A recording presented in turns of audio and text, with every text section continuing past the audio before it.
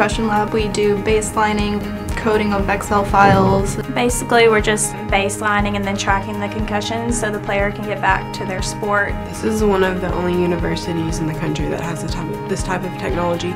So the experience period that this gives looks really good on resumes and looks really good to other people. The access to this equipment, we couldn't do the research without it. Teachers and the professors want you to learn and want you to get that experience, and so they will go out of their way to help you get that experience as long as you are willing. This is a lot more close-knit and it's very personal. If you need help, you can just go to them and they'll help you.